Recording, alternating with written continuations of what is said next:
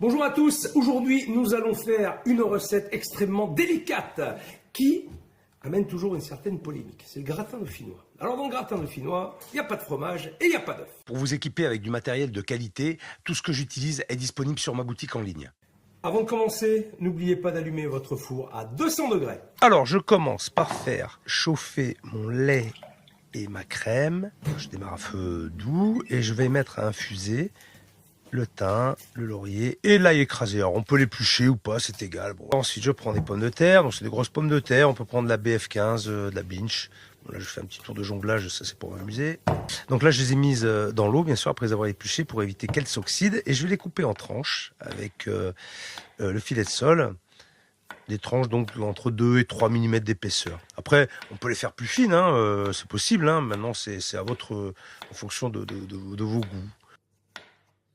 Voilà. Et là, je les mets sur un torchon directement. Je ne les mets pas dans l'eau pour garder l'amidon. Je vais juste les essuyer dans le torchon. Ensuite, je vais prendre un plat qui va au four. C'est un plat en aluminium, ça peut être un plat en pyrex, en porcelaine.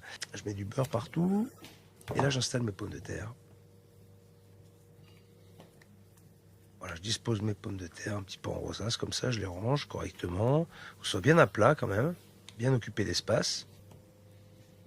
Voilà. Alors je vais bien les assaisonner, bien sûr, on n'a pas vu l'assaisonnement, mais n'oubliez pas de mettre du sel et du poivre. Alors là, je verse le lait et la crème qui est infusé avec le thym, le laurier et l'ail.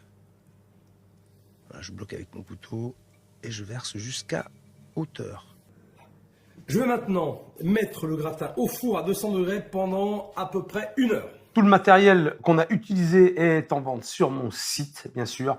Et puis c'est Noël, si vous voulez faire un joli cadeau, vous savez quoi faire.